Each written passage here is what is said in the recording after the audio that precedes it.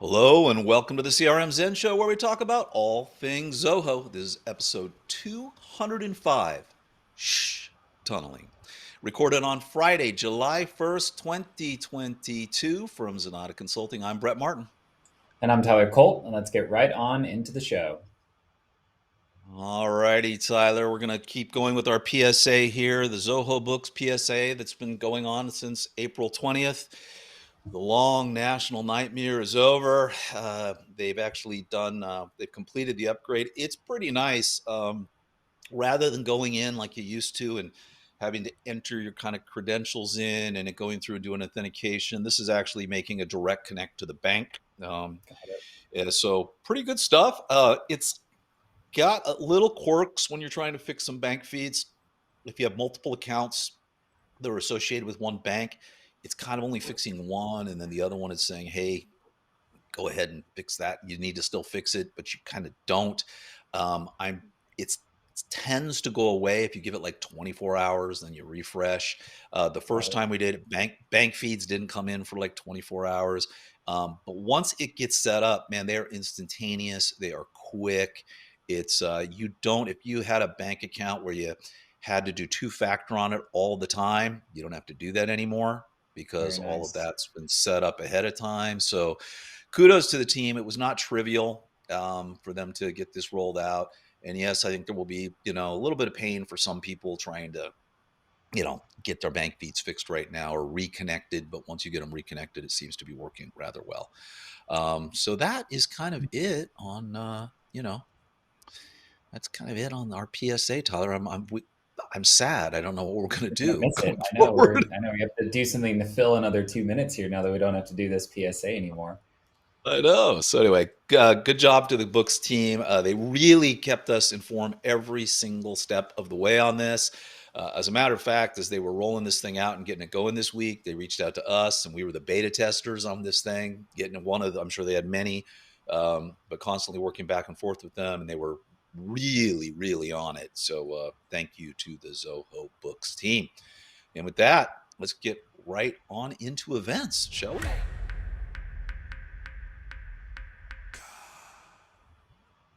So the day after the 4th of July, if you're wanting to get up at 5 a.m. Pacific time, 8 a.m. Eastern, you can join and ask the experts on Soho Marketing Plus.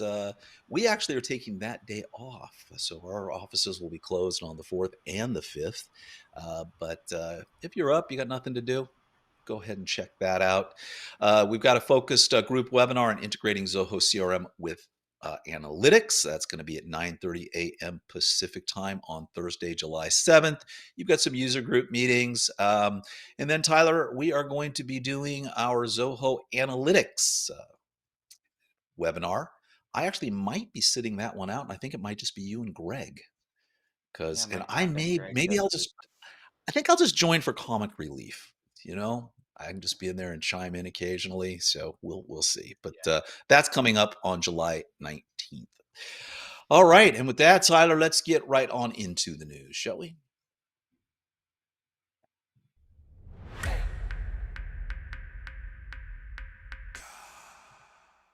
We are going to start with Zoho Analytics. They rolled out a whole bunch of new features a couple of days ago. Um, I'll let you discuss these, but I was kind of going through this here a little bit earlier, and man, all the enhancements to advanced analytics for Google Ads are just nice. I mean, super nice. Love what they've done here. But what jumps out at you since you live in analytics on a daily basis?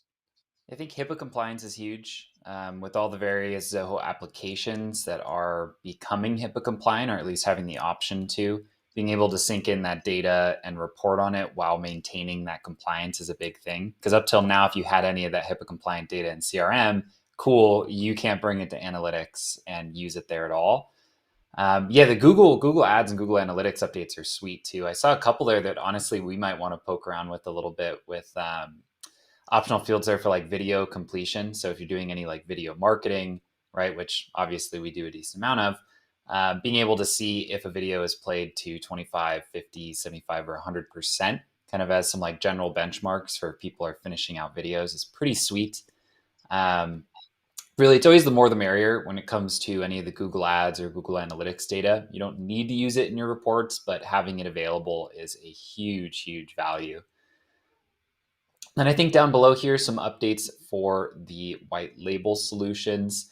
We don't do too much of this, to be honest with you. I've not really played much on the white label side, but essentially it is just a way that you can rebrand and customize the look and feel of analytics to look like it's kind of hosted by you on one of your domains.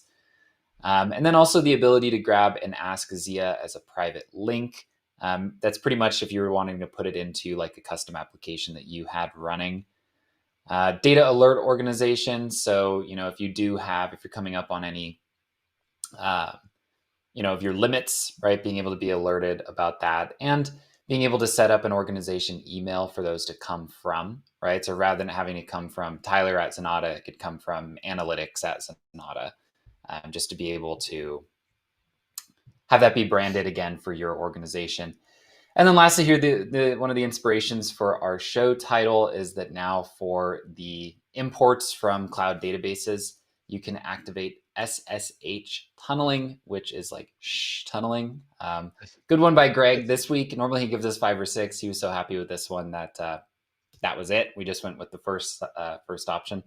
To be honest with you, I'm not super familiar with SSH tunneling. It looks like it's an option that you could use instead of SSL. So basically like a security or encryption option there. Yeah, it's a secure shell that allows you to kind of make a little encrypted so if you're on an unencrypted network and you want to make a secure connection on an unencrypted network, you can do it through SSH. It's really old school stuff, but this is allowing you to kind of connect to a server that way and get the data that you're looking for. So I don't see it used much anymore, but I'm not really doing a lot of networking. So, but cool stuff. And then I guess they got some dashboard enhancements as well, huh? On It the looks app. like, yeah, data prep for paginated imports. This is essentially if you are, it's just a way to pull in data from data prep with some additional formatting. Looks like wow, they really were busy this week, huh? So new chart types here. They've got a word cloud. They've got what looks to be, if we go there, like a bubble pie, which I have never seen before. That's like a 2-axis report with type groupings. I'll have to find some kind of use for that. It's cool looking. If you look at it here on our image, I can't think of a set of data I would use for that. But One of those word cloud's charts you look also really at. cool there. Interesting to see. It would be interesting to run a word cloud on our like development items and see what we're doing most often for people that way. But yeah, they always stay busy over there, the analytics team. Yeah. I'm heavily biased. One of my favorite applications in the world of Zoho, and it just gets better and better. Shout out to the analytics team. And with that, let's give a big shout out to the Biggin team because man, oh man, did they they get going here today. So we've said it before, we'll say it again.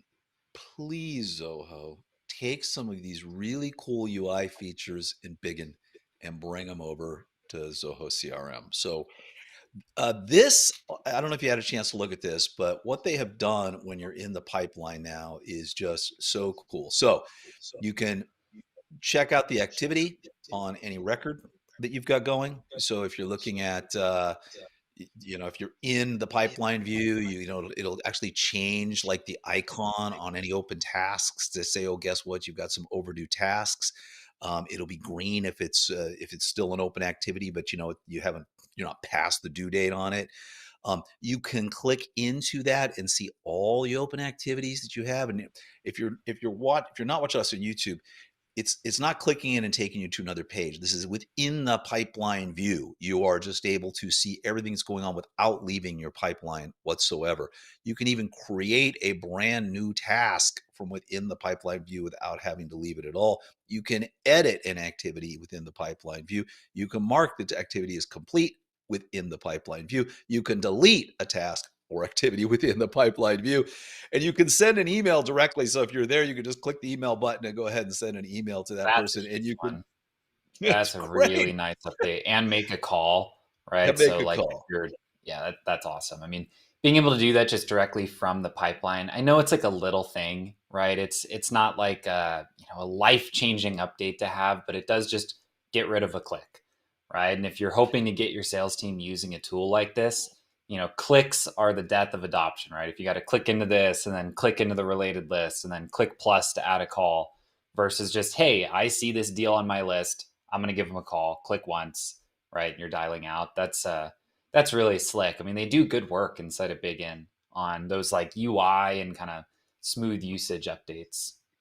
Yeah, it's super, super nice. And the Kanbans are just lovely inside of Biggin. Oh, yeah. So anyway, great work, team.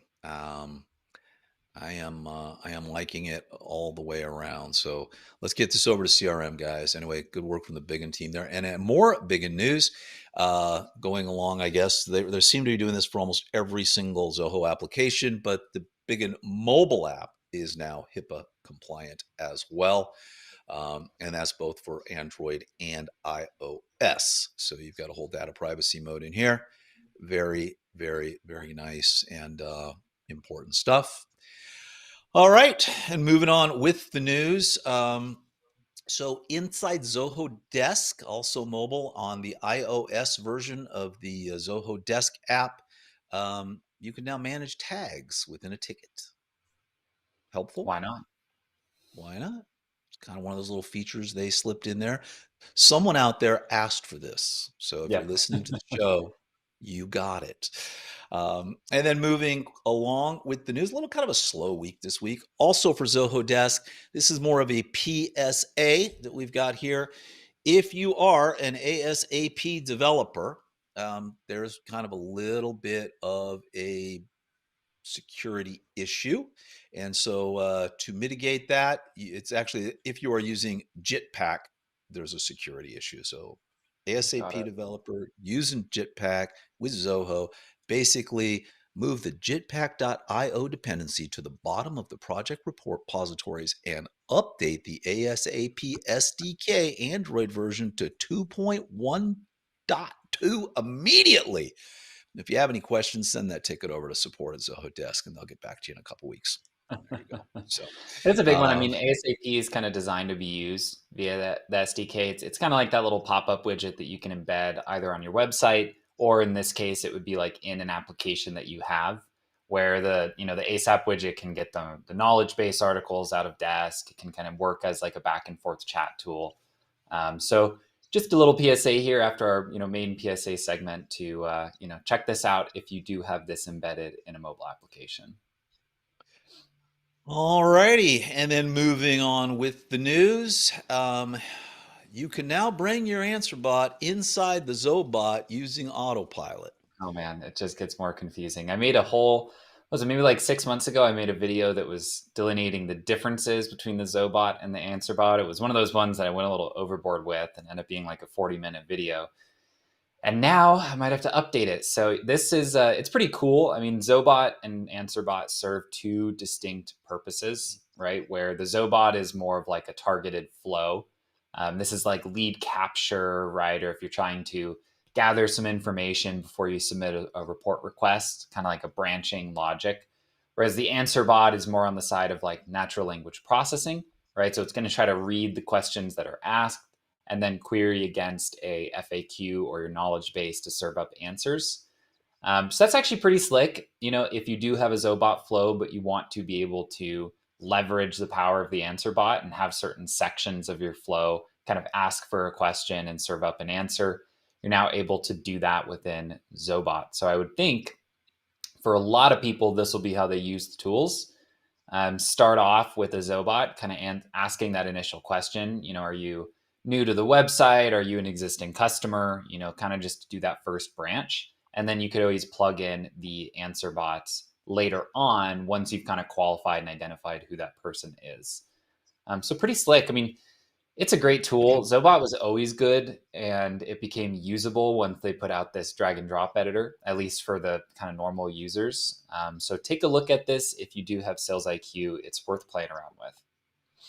Yeah, and I was trying to look this up earlier, so I typed AnswerBot inside Zobot using Autopilot, and it took me to Pornhub. I don't know what that means. It's kind of something. I think those are based on your search history is what it will show up. So Probably.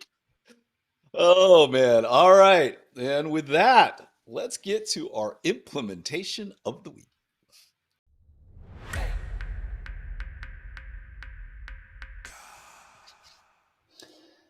Alrighty, so this is a pretty slick one. This is built by one of our team members, Skylar, who's really been digging into client scripting and kind of figuring out all the little things that you can do with client scripting that maybe wouldn't work with Deluge. Again, the big difference with client scripting versus Deluge is that it's happening instantly, right? And so it's actually as you are creating a new lead, as you are kind of opening up that edit page for a lead, it'll actually be running on page. And so this solves for a really common issue that people come to us with, which is you've got leads and you've got contacts. And let's say that, you make a field inside the leads and you have it be mandatory unique. Well, that might not apply if that person is already a contact. Or maybe you need to be a little more specific and you can't just base a duplicate based on their email. Maybe you need more than one different criteria to determine that the lead that someone is trying to create already exists in the system. And the big one here as well is if you have the CRM kind of locked down on a permission basis, then someone might not even be able to see that a contact or lead already exists and that they are about to create a duplicate record. And so what we did here is we put a little client script into the CRM. In this case, it's running on the leads record. You could have it run kind of on leads and contacts as well if you need it. And what it will do is as the person is creating a lead, if it identifies that there is a duplicate record, and again, this can be on like multiple criteria. For this case, the client doesn't always capture email. And so what it was doing is looking at last name and company name. And if both of those were the same, it would flag it as like, hey, it's pretty likely that this is a duplicate record. But again, you could say just base it on email and phone, base it on company and phone, whatever combination of parameters you want to use to identify a duplicate. And the beauty of it is that it actually won't let them create the record at all, right? So before it's even created, it's going to do a little pop-up and say, hey, this record that you're about to create looks like it's a duplicate. Please click here to go check out that duplicate, or click here to go back and edit some of that information before you create it. So super, super powerful. It's one of the most common things that we have to help people solve when we help them with their CRM is, mitigating duplicate records. And so this is just a super elegant way that kind of stops it before they're even created. Whereas with something like Deluge, the best you could do is once you create the record, maybe automatically create a task and say, hey, this is a duplicate, please delete it. Or send them an email, or put it onto some type of list for resolution. But this kind of catches it one step earlier in the process when it's actually being created to stop it in the first place. So pretty powerful stuff with client scripting. There's things you can't do with it, but there's a lot of these little usage things that you actually can do, and sometimes do it better than how you'd be able to do it with Zoho Deluge. The only tricky thing with these is that if you are like me and most of your coding background is within Zoho, you actually have to build these in JavaScript, not in Deluge. So a couple people on our team have kind of taken it upon themselves to learn all this documentation and figure out how to get these things done. So kudos to the team. This is a huge one. I know we're going to use this more than once, maybe even in our own CRM, because duplicates are a mess, and this is a pretty good way to catch them before they ever start. Yeah, and client-side scripting, man, I love it. I mean, we do it for a lot of clients now.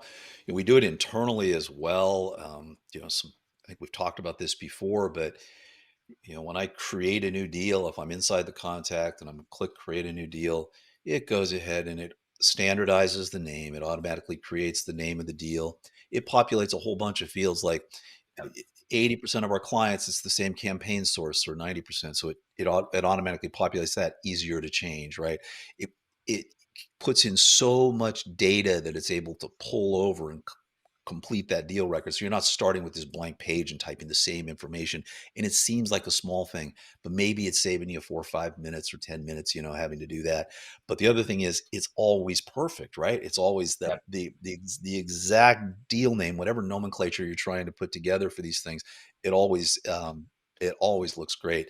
One thing it doesn't work on, mobile. Mobile. So client-side Yeah. scripting doesn't work on mobile, but we've done some workarounds for that. So we have one client, they're on iPads. If you've got a decent enough iPad, you can run the desktop version of CRM on your iPad. And so they have one iPad specific for that, that's set up that way for certain things they want to do client-side scripting on, or they want to run scripts on, right? They want to have a button to do something. Like they have a button, you push the button and it automatically fills out a form for them to sign, and they can just hand them the iPad, and most of their information's already been filled in.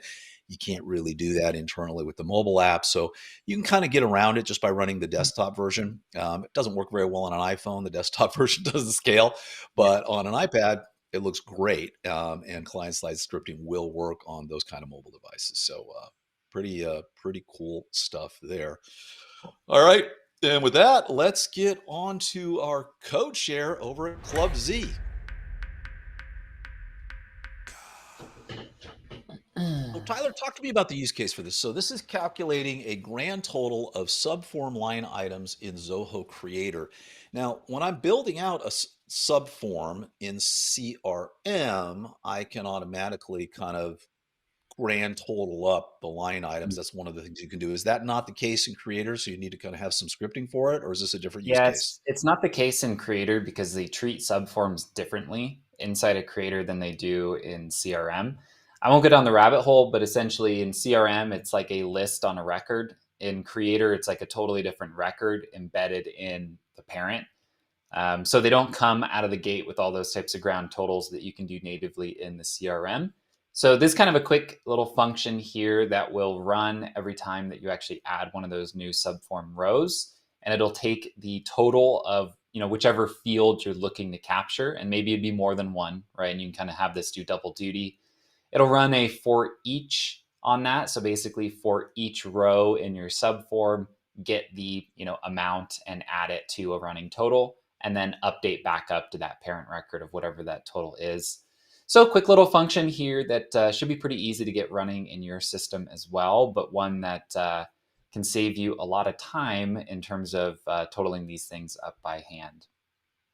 Big shout out to Hunter Davis, one of our developers, who I would say over the last year has become just an amazing Creator developer and is just doing some great stuff over in Creator. So nice job, Hunter. Let's talk a little bit about Club Z. If you don't know about Club Zanata, that is our little community where you can gather and you can ask us questions over here in the Q&A for CRM Zen forum.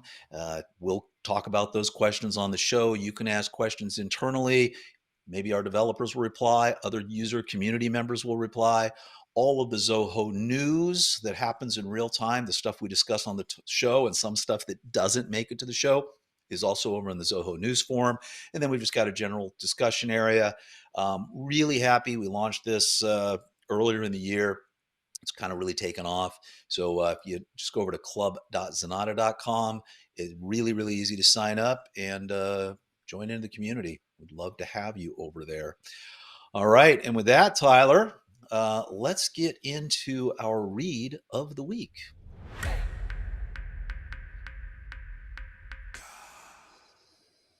So it seems like lately Zoho's been integrating a lot of stock image sites into various applications for Zoho.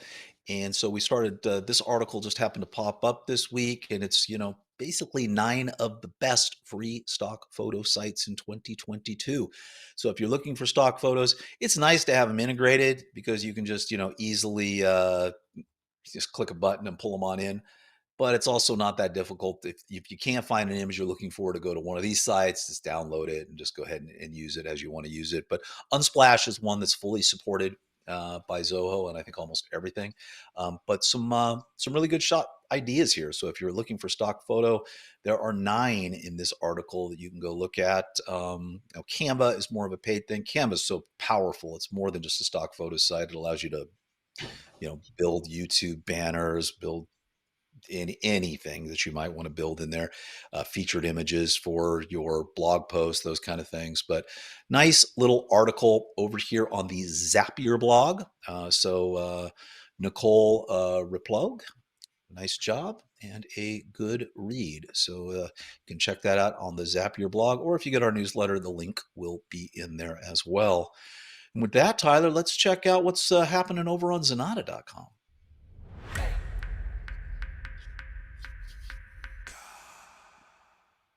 All right, so the marketing web team's hard at work here. Boost your conversions with landing pages. So we basically cover everything you would want to know about a landing page, why you should have them. If you're not familiar with a landing page, basically, if you are running an ad somewhere or you've got any external advertising, calls to action, anything that's out there. It could be a Google ad, a Facebook ad. Maybe you've got a guest post on someone else's site. You want to know where that comes from. So when they click the link, rather than just taking them to your website, to a page, a regular page on your website, you take them to a specific page designed just for that purpose, specifically addressing what they were clicking on. And it allows you to measure things and kind of see, what kind of traction you are getting. There's a lot you can do with it. There's a lot of UTM stuff you can do to track where the users are coming from, all kinds of things. And so this is just a general rundown of landing pages and how to set them up. So that's over on our Zanata.com in our blog. If you haven't gone over to Zanata.com, if you go to our resource library, you can find anything and everything we've ever done around every single app. We rate the Zoho apps. You can click into any of these apps, see every article we've written about them, every video we've ever created, our thoughts on the application. It's all there. Pretty good resource if you are looking to find out something new about an app. All right. With that, Tyler, let's get into our pick of the week.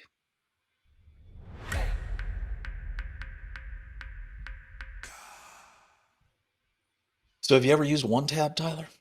I've never used OneTab. No. So I haven't either, but this I did install it. Our team found this one. This has over 2 million views, or 2 million users are using this app. 13,309 reviews. It gets about 4.5 stars. This is a Chrome extension, but it also works for Safari and it works for Firefox and it works for all of them. But the cool thing about this is if you've got a bunch of tabs open, they're using up a lot of your resources, especially if you're using Chrome, man, it can be a memory hog and a resource hog.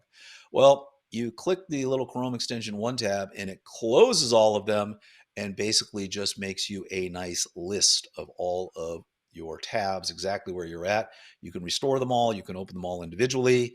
So it basically just frees up a ton of system resources. So if you're one of those people that has thousands of tabs open, but you don't really want to close them all because, gosh, there's a special link you've been saving forever, this looks like a really, really good solution, Tyler. I was really impressed to see this. So a lot of It's kind of clever. It's kind of a clever one. Do you think does it like save that list? Right. So I've got it saved. Maybe I can have multiple lists of my yeah, tabs. yeah. Uh, It pretty slick. saves lists. I don't know if it keeps adding the tabs, but you can share this as a web page, so it's going to kind of give you this link. But yeah, it's uh, it's pretty slick. I'm going to play around with it some more. But the team, a couple members of our team, were using it. They were in love with it, so it's kind of a nice to have, I would say, Yeah, why especially not? if you find your PC or your Mac and the fans running full speed and the only thing you have open is Chrome or your Yeah. browser. It's because you got too many tabs open at any given time. All righty. And with that, let's get over to our tip of the week, shall we?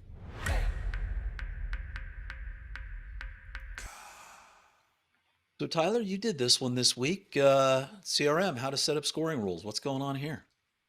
Yeah, it's just a quick video walkthrough. I kind of realized that we had never done a video on this before, so I thought, hey, why not? Let's get one of these out there. And so this is just a quick video on essentially how to set up scoring rules in the CRM and a couple reasons why you might want to. I run through setting them up for leads, but you could do it for accounts, contacts, deals, other records as well. We cover doing it based on field values as well as based on email responsiveness, email campaigning, Zoho sign documents, which are actually new. They haven't had that in there for that long. So again, just kind of a quick video walkthrough. Nothing too crazy in this one, but it should get you on the right track in terms of adding these scoring rules and actually putting them to work for you in the CRM. Very, very nice. And as always, if you head over to youtube.com/Zanata, you can get all of our videos. And we do put out a lot of content. So it's kind of, we're checking out all of our webinars, all the CRM Zen shows, all the tips and tricks, all the kind of stuff. So please subscribe to us over at youtube.com/Zanata. We'd appreciate that. And speaking of the CRM Zen show, I was looking back here this morning. Freddie and I got on about a half an hour before the show started running through some stuff. And it turns out, Tyler, that episode 1 was recorded on July 11th, 2018. So the next week's episode will actually be our 4-year anniversary. Wow, that's wild. Yeah, it's crazy. Time flies. It's just insane. And I didn't realize it was that long ago, but I went back because the first 83 episodes were audio only. And now we switched on March 9th, 2020 is when we did our very first video episode. Look at the quality of the production we had going on here. Straight up just a Google Doc screen share, clicking the links, hoping they load quickly. Oh, how far My we've come. goodness. It's we've come quite a ways, I would say, and it's pretty interesting to go through this. Though we recorded it March 9th, and Zoho had just canceled Zoholics due to COVID-19 fears, and you and I are discussing, oh gosh, is this going to be a big deal? Going to last a couple weeks, a couple months? What's this COVID thing all about? Yeah. It's pretty interesting. Pretty interesting to go back and listen to it, but it's also good to see how far our production quality has come. But anyway, I love to. I do so have to highlight that in the Google Note, we actually had to have a script so that I could remember to say, I'm Tyler Colt, and let's get into the news. yes, we had, and I didn't hide this. I didn't scroll this up. So yeah, if you're watching on YouTube, and then it says, then I go, before we get into the news, we are trying out video for the first time, and then I write, discuss it a bit, which we do. Well, do stuff So, first, get good at it later, right? yeah, that's, you know what? Fake it till you make it, right? And that's Sheryl Sandberg. So we kind of did, and we've come a long way. We're 2 years, 3 months into doing videos now. Yeah. That's pretty crazy. So anyway, next show on July 8th will be 3 days shy of our 4-year anniversary, but we'll call that our 4-year anniversary show. So that'll be pretty good. So. All right, and with that, Tyler, let's get into some Q&A.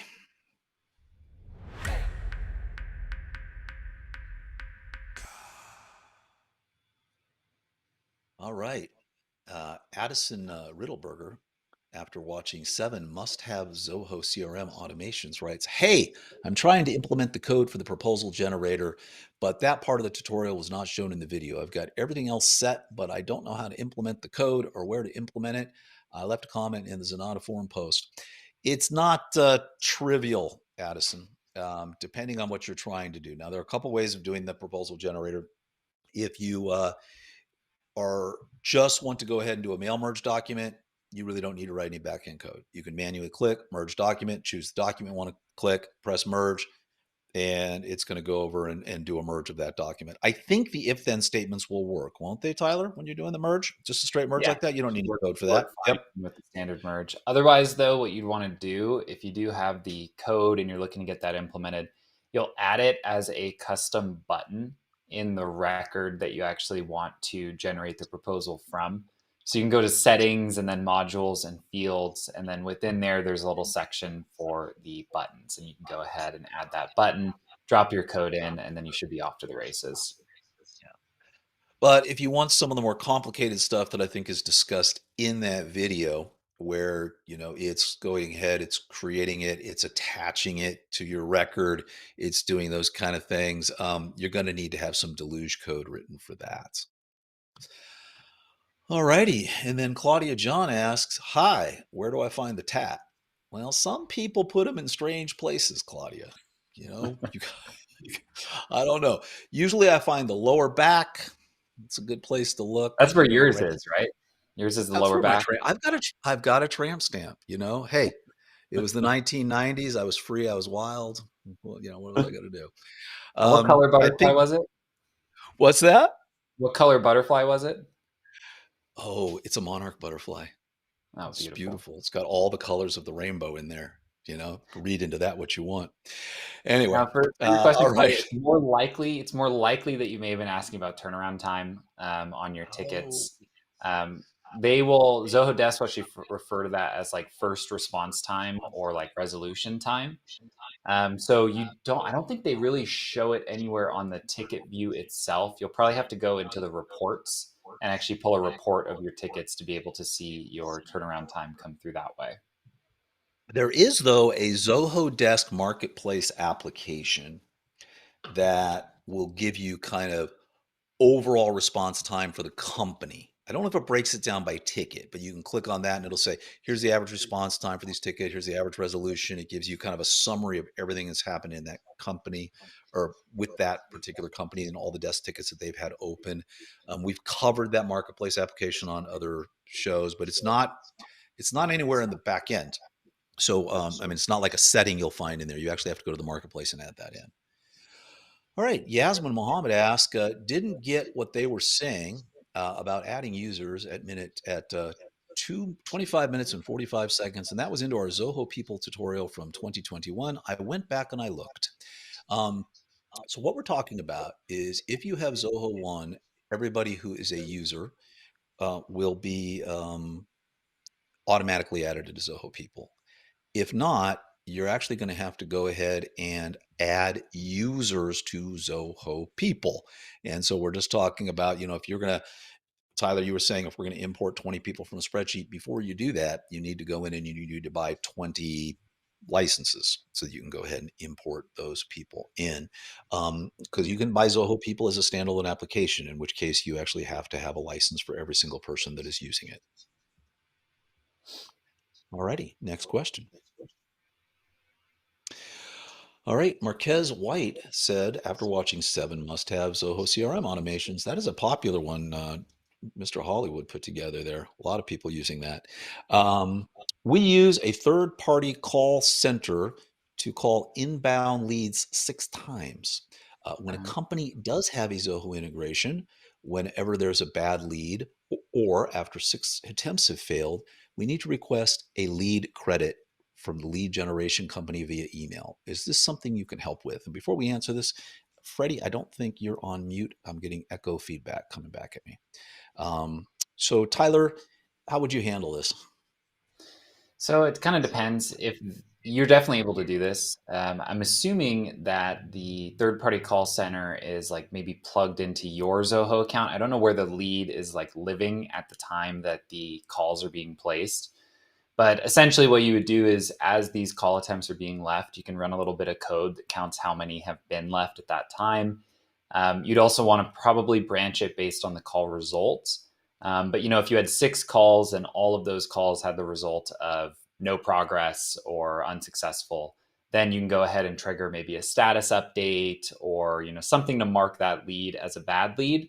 And then you could go ahead and have a workflow or a custom function send out the email back to that lead generation company with all the information about that lead, right? Their name, their email, their phone address, their ID, if that's useful for them on their side. So yeah, it's definitely doable.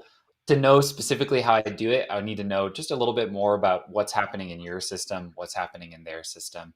But if they've got a Zoho integration and they're kind of like updating these calls into your system, then it should be no problem to automate it just directly out of the CRM.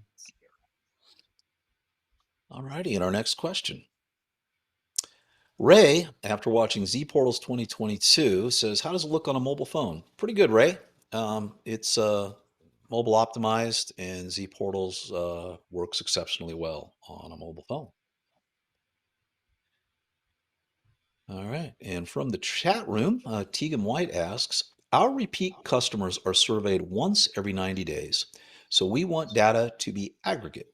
How do we create one survey and then build emails from that single survey? Or is there a better way? Yeah, so I'd say you create one survey, right, that you want to do, assuming you're going to survey them with asking the same questions every 90 days. You'd want to do one survey. What I would probably do is set up a module in the CRM that's kind of built as a little scheduler, right? So like, you would set the like first survey date, right, when you onboard a new customer, or it could like automatically set that based on some other criteria. On that date, it would send a CRM email template that includes a link to that survey. You'd probably want to have a couple hidden fields in the survey for like their account ID or their contact ID so that you can always marry it back to the CRM record. And then once that email is sent, another function would trigger that would take that like next survey date and bump it back 90 days. And then once that date gets hit again, it sends the survey again, it updates the record. So kind of just putting it into a little loop. And then from there, it will just auto send that survey. I will Yeah, say and by with having surveys, that, the reporting is going to be a little tricky. You'll need to pull it into Zoho Analytics to really get like an aggregate, right? Because like let's say you did this for a customer for a year, you might want to see like a trend, right? Like did their opinion of us get better? Did it get worse? The surveys data can be a little bit cumbersome to work with. Oftentimes we'll pull it to analytics and basically do a bunch of custom SQL or SQL queries to format it in a way that actually works for reporting. That's why I'm thinking you'd Tyler, want to include a field wouldn't you for want to something. take that survey data, since you're creating a custom module, wouldn't you want to create that survey data and just write it back to the CRM as a related record, so you could Yeah, actually you could then you could go? look to do it that way as well. Kind of just It'd be depends kind of on how you need to use it. Yeah. Then you could even report on it internally in the CRM. You probably might be able to, without pulling it into analytics. But Mhm. that way, actually, if you're just in the account record, you can kind of click through and see where they answered without having to go in survey and find them and go through all that process. I think that might be a little cleaner. All right, I think we've got one more question. This is from Connect TIC. When building an estimate, is there a way to know the total cost, taking into consideration that different price lists are used for different items? Depends. If you're doing this inside of Zoho Books, it should do that for you automatically. And I think the CRM estimate should do it as well. If I'm not sure how you're doing it now, but if you are going through and you're adding prices or you're adding products and you're associating them with price lists, it should just be running a dynamic total for you, whether you're in CRM or Zoho Books as you're creating that. Yeah, because you're going to put your cost of goods inside with the product, and then if you have a price list, it should automatically sort that for you. Mm-hmm. All right, Tyler. Oh, we got one more. Hi, guys. Happy Oh, there we Canada go. Day to us. Well, happy Canada Day. Jordan, you should have given us a heads up on this. I don't know. I Is think Jordan here? Landon actually did. Maybe I think Landon actually did a Canada Day shout out in the team chat today. So to all our Canadians, have a great Canada Day. We'll be having our America Day on Monday. Is it? Yes. It'll Yes. be our That's what 4th we're of July. calling it now. So, American yeah. Day. All right. Well, with that, everybody, we are going to wrap up this week's show. We want to thank everybody so much for joining us.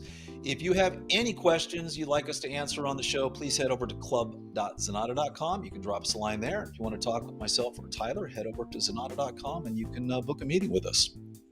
As always, we'd love if you would follow us on your favorite social media platform and subscribe to us here on YouTube, as well as on your choice of podcast app.